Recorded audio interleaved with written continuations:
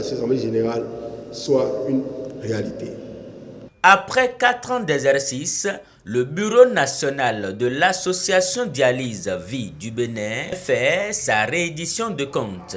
Conformément au test, il a été procédé à la présentation du bilan moral et financier, mais aussi à l'élection du nouveau bureau exécutif de l'association. Les recettes, globalement, les substitutions, les cotisations, les dons font 4 510 550 francs. À l'issue de cette assemblée générale, le président Edmond Amoussou a été reconduit par ses pairs à la tête de l'association. Composé de 11 membres, ce nouveau bureau affiche une approche genre à saluer avec 3 femmes en son sein, contrairement à une seule dans le bureau précédent. Dans ce nouveau bureau, presque tous les centres de dialyse du pays y sont représentés, et ce, grâce à la volonté manifeste des participants. Nous avons travaillé à ce qu'aujourd'hui, les sections soient effectives au niveau de chaque centre de dialyse.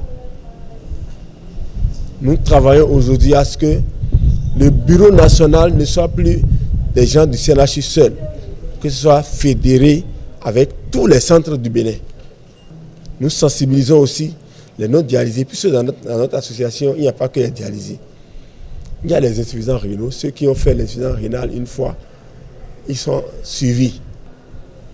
Les autres, qui ne sont pas du tout dialysés, qui ne sont pas insuffisants rénaux, ils sont aussi membres de notre association. Nous mettons l'accent sur la sensibilisation de nos mandants, de nos camarades dialysés. Et nous profitons aussi pour sensibiliser tous ceux qui ne sont pas encore malades que la dialyse, aujourd'hui au Bénin, devient de plus en plus difficile. Selon les responsables, faute de prise en charge et par manque d'informations, 10 décès sont enregistrés en moyenne par semaine dans le rang des dialysés. Cette AG a servi de cadre pour lancer un appel. Aujourd'hui au Bénin, seuls les fonctionnaires de l'État sont pris en charge. Pour le moment, nous prions Dieu, les membres de nos ancêtres, qu'ils puissent parler dans le cœur du chef de l'État, afin que cette prise en charge devienne comme elle était depuis 1999 à 2019. Car c'est depuis 2019 que la prise en charge a changé de face.